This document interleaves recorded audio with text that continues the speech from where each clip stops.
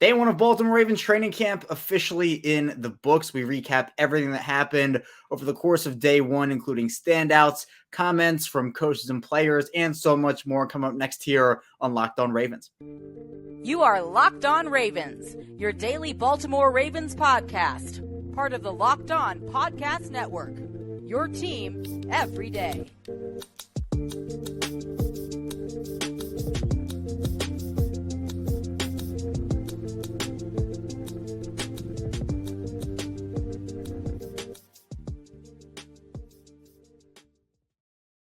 Welcome into another episode of Locked On Ravens, your daily Baltimore Ravens podcast. I am here with you, your host, Kevin Oestreicher of Ravens Wire on the Locked On Podcast Network, your team every day. Thank you so much for always being here, making us your first listen every day on this show. We're free and available always, all podcasting platforms. You can also find us in video form on YouTube. We're a 5-day-a-week Ravens podcast, so if you want Monday through Friday Ravens talk, we got you covered here, both in audio form and video form, as I mentioned there. It's the same show, both audio and video form, so you're not missing out either way. If you want to listen one day on your way to work in audio form, then maybe another day you're watching on the big screen on YouTube. And be sure to tell a friend, tell a family member. It really helps out a lot if you're an everydayer or if this is your first time or if you're somewhere in the middle. I appreciate you here for listening. And it's exciting, right? First day of training camp officially in the books for the Ravens. There is a lot to go over. Just it feels like football is in the air, right? It really felt like we were so long without it, where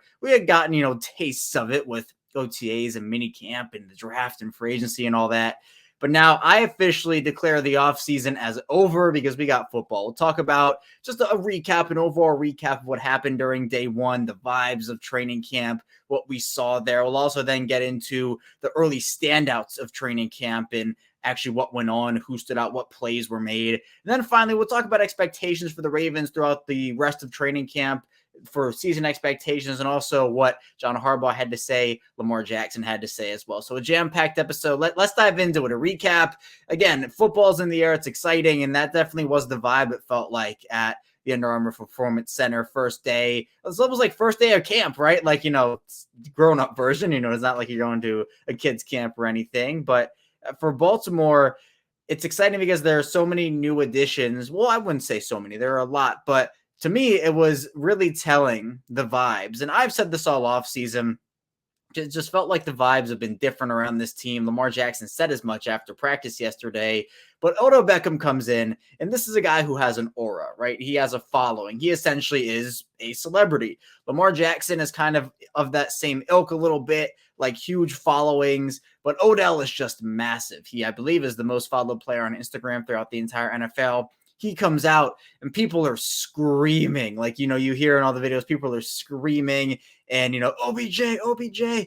He has this aura around him that not many other players do. I think Lamar has it also to an extent. Now, they're both different, but Odell and Lamar together, that's some serious star power there. Obviously, Lamar stole the show as well, but one little thing to note is that the Ravens they debuted a little bit of a different jersey for their quarterbacks. I know a lot of people have kind of been a little, I don't know the word, frustrated, I guess, with the way the Ravens practice quarterback jerseys have looked. Now, I thought they looked pretty cool, to be honest, but it was very hard to distinguish the actual jersey from the number. It was just, the numbers were dark. There was no really outline around the number, and then the jersey was also dark. But the Ravens debuted a little gold trim around the jersey number, which it's such a sleek look. So many people are saying, you got to sell those jerseys. You got to sell those jerseys. So that's one area that I think was really cool to just see. And then, vibes were great. Fans were there. And just a couple of early notes from practice is that in terms of attendance and injury, 9 players were absent from day one of training camp. J.K. Dobbins, Patrick Ricard, Rashad Bateman, Pepe Williams, who were all on the PUP list, Andrew Voorhees, Tyus Bowser, Trayvon Mullen, all on the NFI list. Trayvon Mullen was a new addition to that yesterday, so that's something we'll talk about. Then you also have Mekhi Polk, who didn't practice because he wasn't participating. He was claimed off waivers yesterday. Now, while he's familiar with the Ravens, getting claimed yesterday and coming straight in for a practice was probably a little difficult, so he was in attendance, just not participating. And by the way, Kyle Barber here, great updates throughout training camp. Be sure to follow him over at Baltimore Beatdown.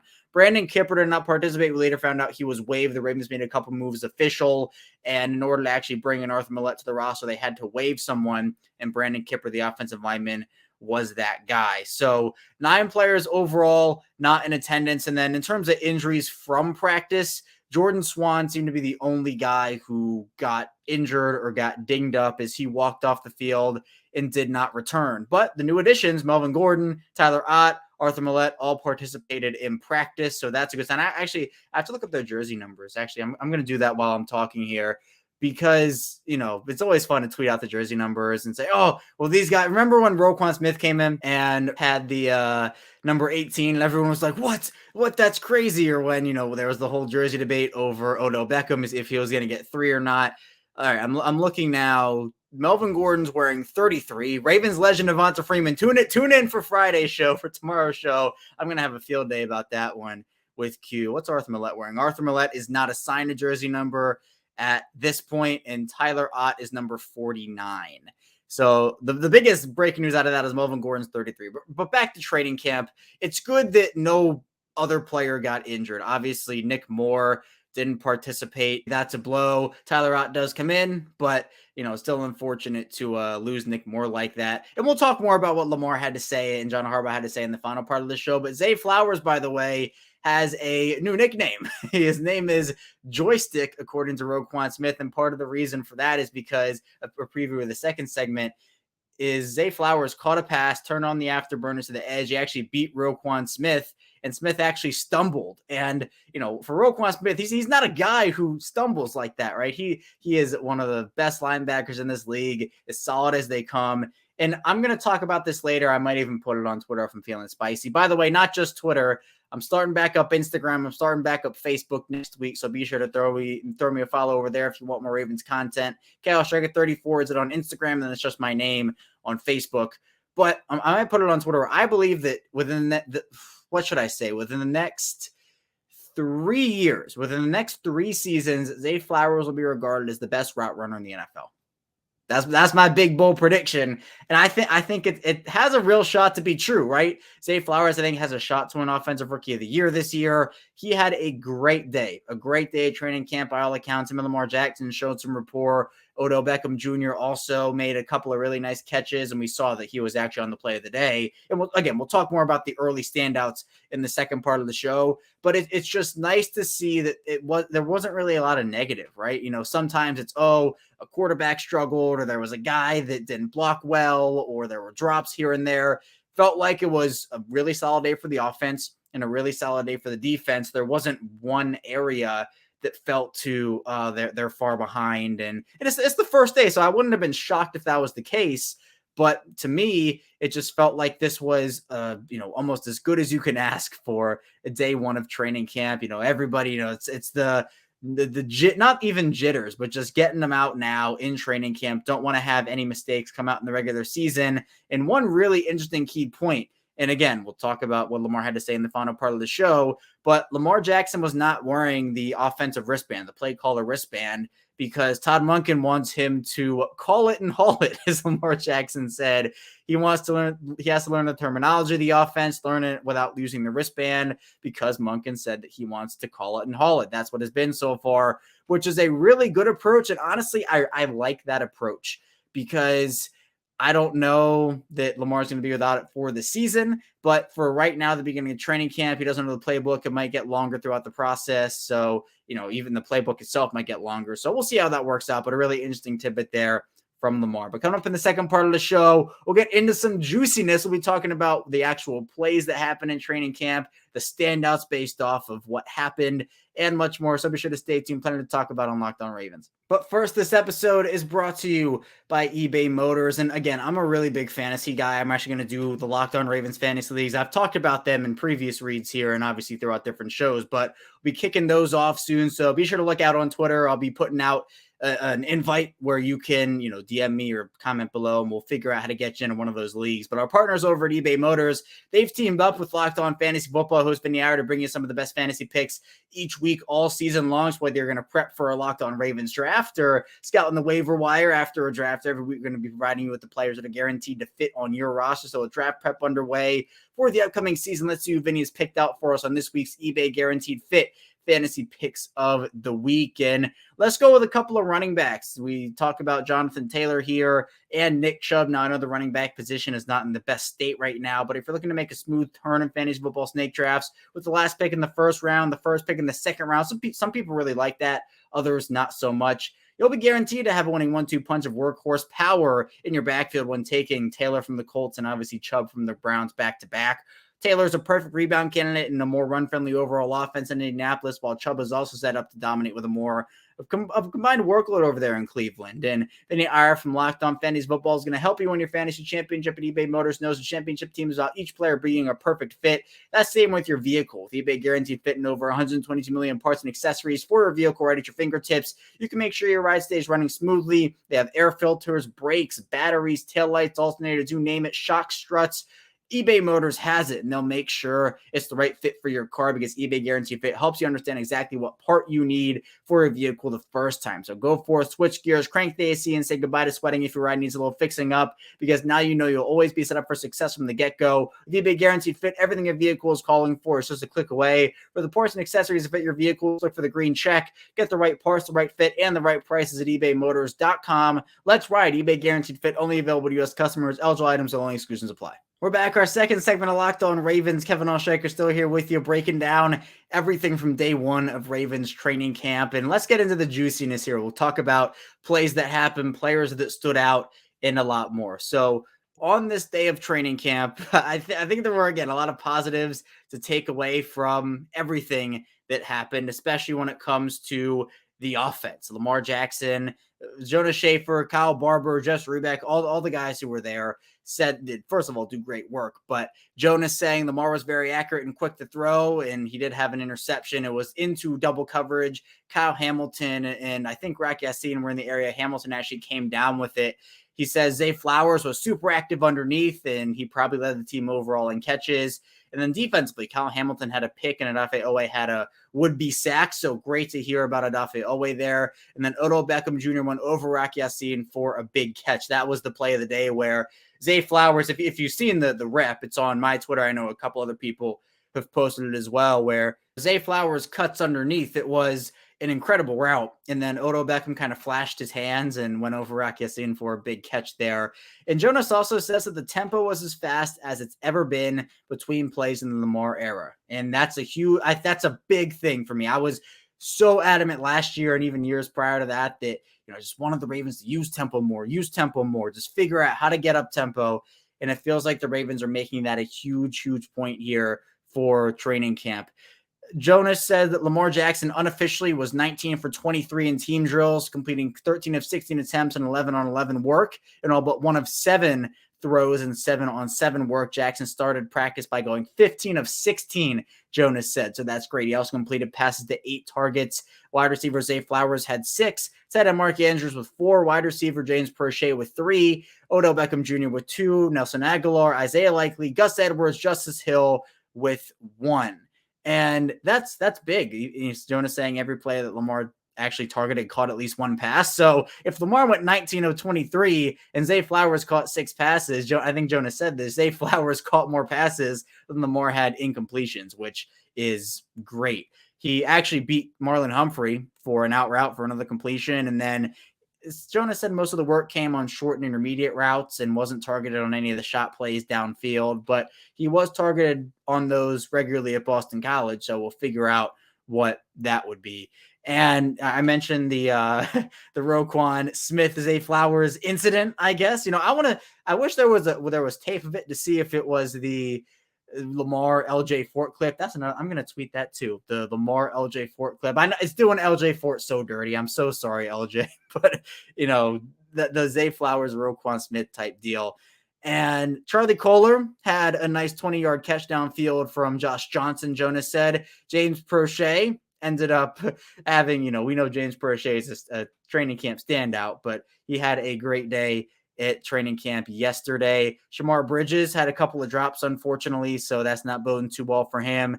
Tyler Huntley actually had a huge run with Ben Mason being the downfield escort. Keaton Mitchell had a one-handed catch. I'm a big Keaton Mitchell guy. I know a couple other people are as well. I'm a big guy there. And then Salah out of Oregon, first-string offensive lineman, and he continued that over the course of day one of training camp, with John Harbaugh saying that he has earned that right. John Harbaugh saying, there are other guys in the mix, and I feel like, that's John Simpson, Ben Cleveland, maybe Daniel Faalele. Then moving on to Jonas's defensive points here. Geno Stone had another interception that was on a Josh Johnson throw. So Lamar had one interception. Josh Johnson had one interception. Malik Harrison ended up breaking up a pass on a really nice play from him.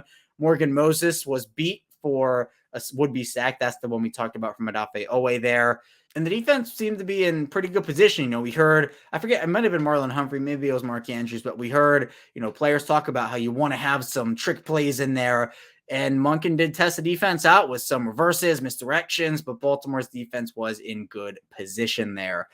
Also, Kyle Barber, I mentioned, does great work. He ended up putting in a couple of other points here and said that at one point, both Rashad Bateman and J.K. Dobbins were seen on the sideline of practice. So, even though they weren't participating, it is a good sign to see them both out there. Kyle also said Roquan Smith sniffed out a developing screen and got to the running back just before blockers could be out in front.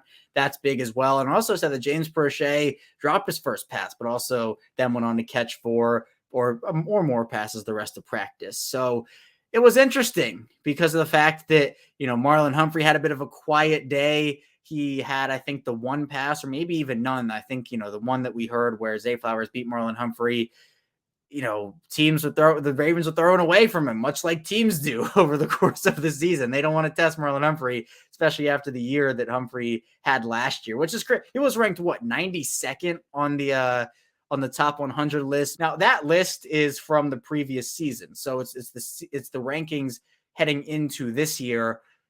I get, if a guy had for Lamar, it's more understandable because he didn't play the last part of last year. I think he's still rated too low, but still a guy like Marlon Humphrey, who had the year he had at 92, is ridiculous. But regardless, again, seemed to be a very good day of training camp for the Ravens. It's good to hear that, only a couple drops might have been the pretty bad parts of it. For the most part, it was very good. Interceptions, completions, catches, and obviously the vibes, very good as well. Coming up in the final part of the show, we'll talk about expectations for the Ravens, also getting into what Lamar Jackson, John Harbaugh, and more had to say. So be sure to stay tuned. Plenty to talk about still here on Locked On Ravens. We're back here, our final segment of Locked On Ravens. Kevin Ostraker still talking with you here on this fine Thursday. Thank you for being here with us as always. And be sure to subscribe, follow along. It helps out the show a lot. You can be in the comments talking. Also, we do live shows after every Ravens big signing. So if the Ravens maybe sign a Kyle Van Noy, that will go live after that. Preseason, every game will go live. After the regular season, every game will go live. And obviously, hopefully, playoff and Super Bowl games will go live there too. And that's, an opportunity for me to engage with chat more, give more of an instant analysis on things. But we do, obviously, we'll have these shows still, even when we do go live Monday through Friday, 6 a.m. Eastern time. But let's now get into expectations. We heard something interesting from John Harbaugh about Odell Beckham, where it seemed like, he was a little more comfortable out there today. He was asked and he said, are you seeing that too? And John Harbaugh said he did see that. And it seems to be that Odell has a good plan. He sees him. He's working himself on a schedule. I don't know how much of this is Odell, how much of this is the team, but it definitely feels like at least it's a joint effort from both player and team to have Odell feel comfortable with his ramp up period. Because again, he's not going to be all out there day one and, risk not feeling comfortable on the knee. So it seems like Odell has a plan for his body. He's listening to his body. And, John Harbaugh said he's definitely not where he's going to be right now, but you can see the step up from minicamp. So John Harbaugh said it was a good step in the right direction. John Harbaugh saying it was a really good start for the guys, said they all worked really hard and it's a step ladder type deal. Said, it's the first practice too. So it's going to be the least overall intense practice, but hey, it's just getting acclimated to everything. John Harbaugh said he thought Lamar looked good, building the new offense. He said Lamar's a perfectionist. He wants everything exactly right out there as two. And also talked about Zay Flowers too, said he's nothing but impressed with everything he's done. And it feels like he's not a rookie to John Harbaugh. You get the feeling he's a veteran, he's mature. Again, I'm super excited for Zay Flowers. We had a show a couple months ago where we talked about if Zay was the right pick for the Ravens at 22. And I kind of said, well, Joey Porter Jr. was there. There were a couple other guys, but maybe in a couple months we'll revisit it and it'll be a different conversation. It's a different conversation right now. I know a lot of people on a Jackson Smith and Jigba. Some people maybe were on the Quentin Johnston train. Others were on the Jordan Addison train. Based off of what we've seen from, and it's not just we had a great day of day one at training camp and now he's the best guy ever. No, he had a great mini camp, great OTAs. He's been working hard. He's shown stuff. So obviously, yes, there's a long way to go. He hasn't played a snap yet, right? He still has to get NFL snaps, but I do think that Zay Flowers was the right pick, and John Harbaugh and the rest of the team honestly seem very, very impressed with that. Now, John Harbaugh did have a pretty, I'd call it an eerie answer to a question about J.K. Dobbins, saying that the Ravens haven't seen J.K. Dobbins out there all offseason. The media hasn't seen him out there all offseason. And John Harbaugh just asked about the situation. And John Harbaugh said, that's a J.K. question. He wishes it was a simple answer, but there's some complexity to it, and J.K. is working towards it. And he was also asked about where do you think he'll be physically, J.K. Dobbins, once he returns to the field. And John Harbaugh said it's really hard to make measurements like that. Saying he knows J.K. is going to get ready. He's happy. He'll be happy when he gets out there. He wants to be out there. We both want the same thing, is what John Harbaugh said. So the first part of it saying it's a J.K. question, I don't know why he would deflect it like now. Obviously, he's not going to, after the Lamar situation last year, where essentially he said Lamar would be back and then he was not back, and it created all sorts of drama and misunderstandings. I think he's just being extra cautious here, but him saying that's a JK question, I mean, that doesn't seem like he's the most thrilled about the situation in general. So who knows, injury contract, but hopefully he's getting ready. John Harbaugh also talked about Melvin Gordon a little bit, called him a pro. He had a chance to get to know him up close, and he said Melvin Gordon's very excited to be there and thought he looked really good out there. Physically ran the conditioning test while he's in great shape. So that's a big thing. And also talking about Keaton Mitchell, John Harbaugh saying Keaton Mitchell, really good bloodlines with, Anthony Mitchell being his father there. And, John Harbaugh saying he has a shot in the league. John Harbaugh saying that Marlon Humphrey looked really good, gave updates on both Rashad Bateman and Tyus Bowser, saying, again, it's hard to categorize it, but it's side issues to the recovery, so there were no setbacks. John Harbaugh saying the Achilles is fine for Tyus Bowser. Rashad Bateman's Lisfranc is good, but there are other areas that compensate and get a little sore. So that's essentially what they're dealing with. So it was a very informative update there from John Harbaugh.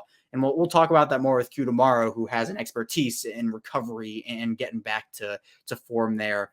And Marlon Humphrey talked a little bit too, and talked about different releases. When he was asked about if he's working on anything particular in his specific game, Humphrey, said about working, because there are so many good receivers there, on different releases that he's seeing from the guys who we can line up against and have those mistakes happen in practice with really good receivers. Mentioned Zay Flowers, Odell, Bateman, James Prochet, Devin Duvernay, trying to get in front of those guys, get the hands on them. We know Marlon Humphrey is super physical. And Marlon Humphrey said that Darius Slay should have been a Raven, which is still disappointed about. Denard Wilson, who is a defensive backs coach now with the Ravens, Darius Slay told Marlon Humphrey a lot about him, and he's been nothing but excited about that whole situation as well.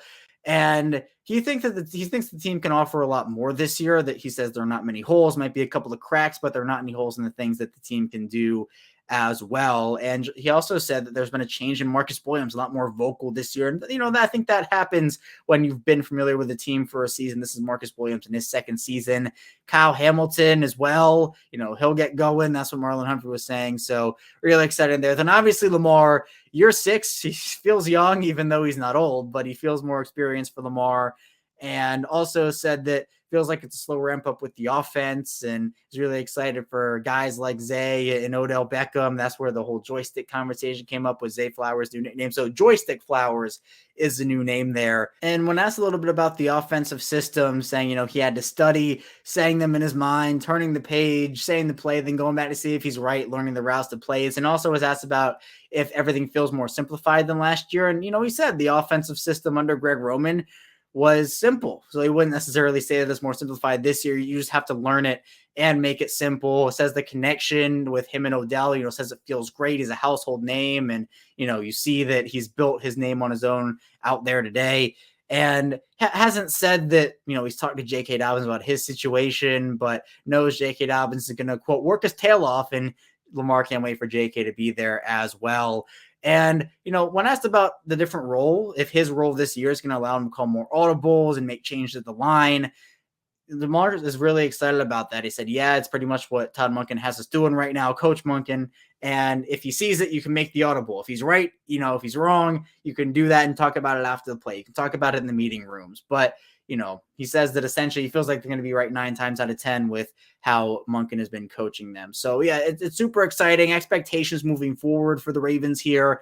Again, it's more of the ramp-up period for them now, getting better day by day, learning things, especially offensively, day by day. So it's exciting. Day one is always like it can be a little sloppy at times, but it didn't feel that way, right? It felt like there were a lot of positives coming out of it, and hopefully continue to stay that way. So the Ravens, I want the Ravens to make tough decisions when it comes down to cut down day, because of the fact that hopefully so many people performed well in training camp in the preseason. But expectations are sky high for this team this year. Seems like there's a lot more confidence. The vibes, as Lamar talked about, that they feel different around the team now. So it's an exciting time for sure to be covering this team, to be a Ravens fan. And I can't wait for it to keep going here. I know we got the stadium practice coming up soon. Then before we know it, it's going to be preseason, then the regular season here, and we'll have it all here for you on Locked On Ravens. So that's all I have here today on this episode of Locked On Ravens. Thank you so much for tuning in with me today. When we get back here tomorrow, I'll be rounding out the week with more Ravens content, more training camp recaps. So be sure to stay tuned for that. I'll see you right back here tomorrow on Locked On Ravens.